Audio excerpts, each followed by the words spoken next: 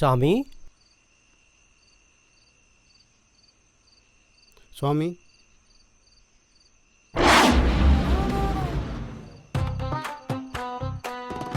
பக்தர் வந்திருக்காங்க.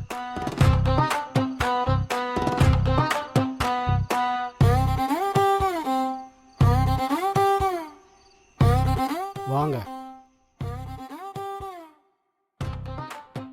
உட்காரு. வணக்கம் சாமி. வணக்கம். என்ன விஷயம்? சாமி எனக்கு ஒரு பிரச்சனை. சாமியை பற்றி தெரிஞ்சுதானே வந்தீங்க? நல்லாவே தெரியும். சாமி பொம்பளை விஷயங்களுக்கு மட்டும்தான் பார்ப்பார், ஆம்பளை விஷயங்களை பார்க்க மாட்டார். அதனால தான் கேட்டேன். இல்லை சாமி, பிரச்சனை என் பொண்டாட்டிக்கு தான். உன் பொண்டாட்டி எங்க? இதோ பானு.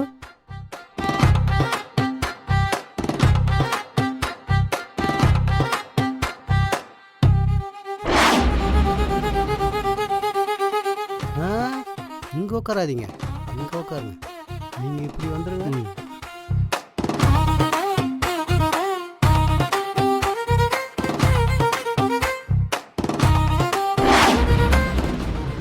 என்ன பிரச்சனை?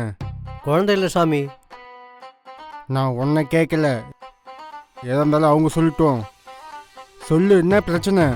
அவர் சொன்ன மாதிரி குழந்தை இல்ல சாமி. எத்தனை வருஷமா? கல்யாணம் ஆகி 10 வருஷம் ஆச்சு சாமி. 10 வருஷமா குழந்தை இல்லையா?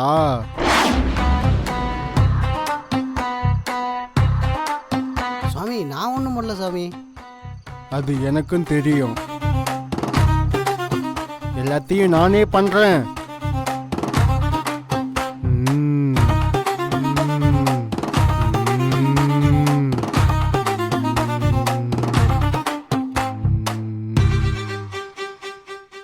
நீ ஒரு ஆண் மகனை கல்யாணம் பண்ணல, வீணா பண்ணவனை கல்யாணம் பண்ணிருக்க. சுவாமி சரியாக தான் சொல்கிறாரு. இன்னும் 10 வருஷம் ஆனாலும் குழந்தை பிறக்காது. சுவாமி சரியாக தான் சொல்கிறாரு. அவனால அந்த ஜென்மத்தில் குழந்தை கொடுக்க முடியாது. சுவாமி சரியாக தான் சொல்கிறாரு. ஆனா அது என்னால முடியும். சுவாமி சரியாக தான் சொல்கிறாரு. என்னத்த சொல்கிறார் சாமி? சரியா? தப்பாக எடுத்துக்காதீங்க. சாமி எதிர ஸ்பெஷல்னு தெரியல. விரதம். சுவாமி விரதம் இருந்து உங்களுக்கு குழந்தை கொடுக்க போகிறேன்னு சொல்கிறாரு. ஓ, நான் கூட பயந்துட்டேன். நான் உங்களுக்காக 3 நாள் விரதம் இருக்க போறேன். ரொம்ப நன்றி சாமி. இந்தாங்க சாமி தர்ச்சனை. நான் 3 நாள் விரதம் இருக்கிறதால 100 ரூபா மட்டும் தரியா? ஆமாம் சாமி. நான் மட்டும் விரதம் இருக்க மாட்டேன், என் சிசியனு இருப்பான். அப்போ இது கூட வேணாம் சாமி. விரதம் இருக்குதுன்னா சாப்பிடாம இருக்குதுன்னு நினச்சிங்களா? பூஜை பண்ணுறது. பூஜை பண்ணனா பூஜை சாமான் வாங்கணும். அதுக்கு எவ்வளோ செலவாகும் தெரியுங்களா? ஐயோ மன்னிச்சிடுங்க சாமி. இந்தாங்க சாமி. என்ன தர்ஷனு பிச்சு பிச்சு தரியா? ஆமாம், பேக்கெட்டில் எவ்வளோ வச்சுருக்கீங்க? சாமி 500 ரூபாய் இருக்கு சாமி. அதையும் எடுங்க. அந்த 100 ரூபாயும் எடுங்க. சாமி பஸ்ஸுக்கு போகணும் சாமி. நீ நடந்தே போ, அப்பதான் உனக்கு குழந்தை பிறக்கும். சாமி எனக்கு குழந்தை பிறக்கணும்னா நான் உருள் கூட போகிறேன் சாமி. இந்தாங்க சாமி. இங்கே கொடுங்க. நாளைக்கு நீ வரும்போது உன் பொண்டாட்டி மட்டும்தான் வரணும், நீ வரவே கூடாது. சாமி இந்த பக்கம் தலை வச்சு கூட படுக்க மாட்டேன் சாமி. எனக்கு குழந்தை பிறக்கணும்னா என் பொண்டாட்டியை தனியாகவே அனுப்புகிறேன் சாமி. வரேன் சாமி. வரேன் சாமி. வரேன் சாமி.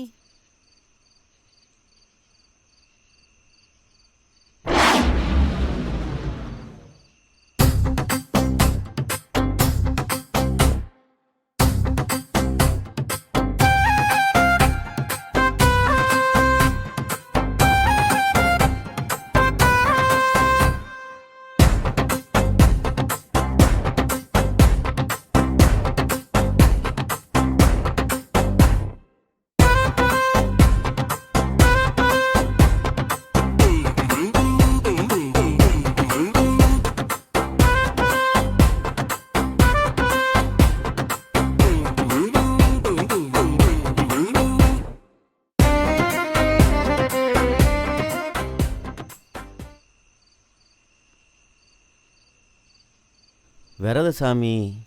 விரதசாமி அவர் சிஷ்யனா வெறும் சாமி. நீங்கள் மட்டும் தனியாக வந்திருக்கீங்க. நீங்கள் தனியாக வந்திருக்கிறத பார்த்தா பிரச்சனை உங்களுக்கு இல்லை, உங்கள் மனைவிக்கு தானே? ஆமாம் சாமி. அவங்க வந்திருக்காங்களா? இல்லை சாமி, நான் முதல்ல அவங்கள வந்து பார்த்துட்டு அதுக்கப்புறம் அவளை கூட்டிகிட்டு வரலான்னு இருக்கேன் சாமி. ஓ, குழந்தை பிரச்சனை தான். ஆமாம் சாமி. என்ன பேசணும் சொல்லுங்கள். இல்லை சாமி, நீங்கள் விரதம் இருக்கிறேன்றீங்க, அதை நான் பார்க்கலாமா சாமி? அப்படியே பார்க்க முடியாது. அப்படி பார்த்தா விரதம் இருக்கிறத பலனடைய முடியாது. ஆமாம், இதுக்காக நீங்கள் எவ்வளோ செலவு பண்ணீங்க? எவ்வளோ வேணாலும் செலவு பண்ணலாம் சாமி. அப்ப நான் யோசிக்கிறேன் நீ விரதத்தை பார்க்கறத பத்தி. இப்ப நீ கிளம்பலாம். சரிங்க. அப்புறம் நாளைக்கு வரத்துக்கு முன்னாடி இப்போ செலவு பண்ணுறேன்னு சொன்னீங்களே, அதில் பாதி மட்டும் நாளைக்கு வரேன்னு சொன்னீங்களே, அப்போ எடுத்துகிட்டு வந்துடுங்க. சரிங்க சாமி. ம்.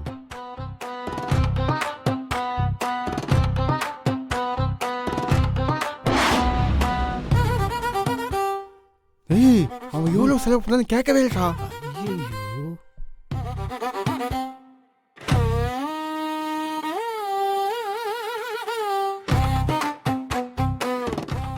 சுவாமி இப்போவே உங்கள் பூஜையை தொடங்க போகிறீங்களா?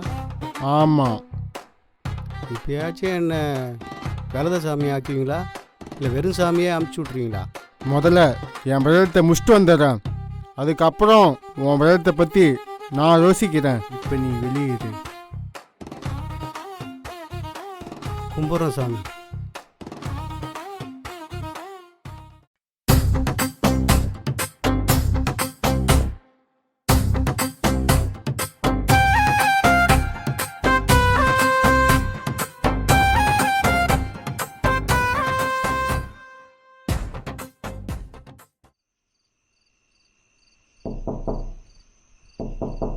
ஐயே, யாரு பாரு நெச்சுன்னு கதவை தட்டிட்டு வரேன்.